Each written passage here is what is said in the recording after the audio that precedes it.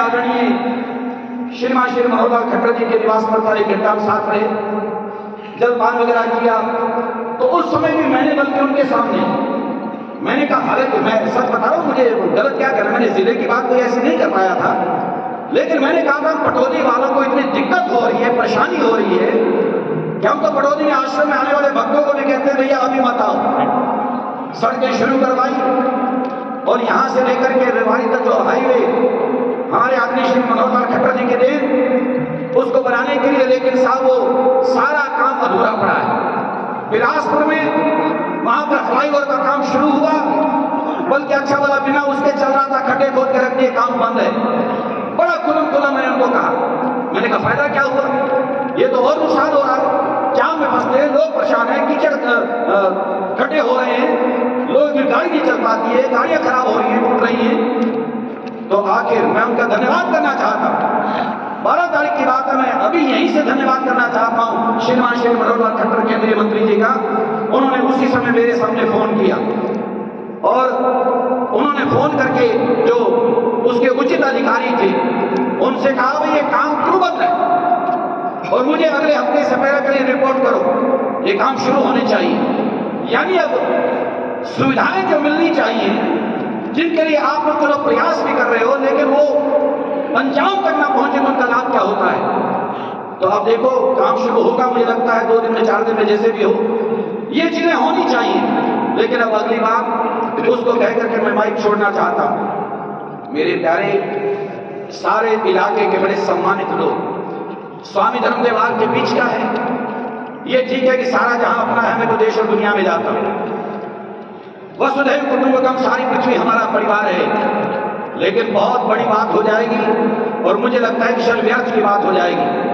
पहले हम अपना घर को ना संभालें, अपने घर के लिए कुछ ना कर पाए और तीर मारे साहब हमें तो वहां पर जाता हूं, वहां जाता हूं, सारी दुनिया हमारी है, अरे हमारे घर का क्या हाल है पहले उसको तो देखें। तो इसलिए स्वामी धर्मदेव कहना चाहता था, ठीक है वसुधैव कुटुंबकम, सारी पृथ्वी हमारा परिवार है,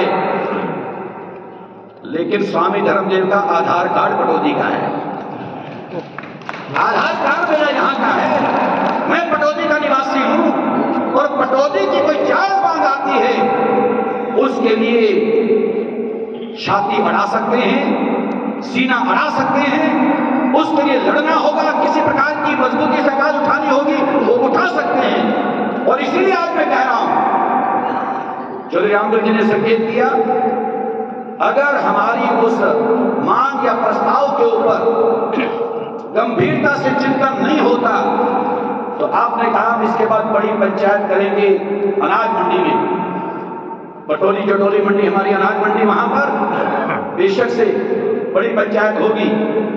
लेकिन स्वामी धर्मदेव आज कहना चाहता है, मीडिया के बड़े सम्मान हमारे वहां हुआ खड़े हुए हैं, भैया अगर आनाकानी होती है पटौदी को लेकर के जो जायज है, कोई इसको इनकार नहीं कर सकता, कोई नेता भी यही नहीं कह सकता कि नाजायज मांग हो रही है।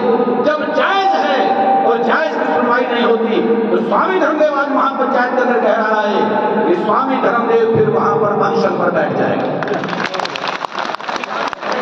बाबा धर्मदेव बाबा की फिर किसी की हिम्मत हो तो आ जाए फिर वहां पर स्वामी धर्मदेव आमरण अनशन पर, भाई या तो ये मांग पूरी करो, नहीं मृत्यु प्रियम की ये अनशन है, या तो जीवन रहेगा या फिर मौत सामने खड़ी है। जिला बढ़ गया, क्यों नहीं होना चाहिए पटौदी की जायज मांग, उसकी सुनवाई क्यों नहीं होनी चाहिए? उसके लिए हम क्या हाथ पसारते रहेंगे, भीख मांगते रहेंगे? अरे इन लोगों को चाहिए खुद जागरूक होना चाहिए। एक जायज मांग हमारे पटौदी के लोग कर रहे हैं, पटौदी के महापंचायत के घर छोड़ के आए, कारोबार छोड़ के आए, क्या ये वेरे लोग हैं? ये व्यर्थ के लोग हैं? क्या उनको समझ नहीं है? क्या उनको दिमाग नहीं है कि बेकार की बात करते हैं? क्या आदमियों के दिमाग में ये बात आती है तो उनको आगाह कर देना चाहते हो, ये चेतावनी है हमारी कि तुम लोगों को पता होना चाहिए कि पटौदी कोई ऐसे वैसे लोगों की नगरी नहीं है, यहाँ बड़ा सम्मानित और अच्छे लोग यहाँ पर बसते हैं। तो उनके अंदर मेरे साथ और भी लोग जैसे कह रहे हैं साथ होंगे, ठीक है, स्वामी धर्मदेव आमरण अनशन पर बैठ जाएगा। बाबा धर्मदेव बाबा की जय, धर्मदेव बाबा की जय। पटौदी का अन्न खाते हैं, पटौदी की धरती का अन्न पैदा होता है, वो मेरे जीवन में जाता है, उसी से खून बनता है। ये खून मेरा पटौदी वालों की अमानत है।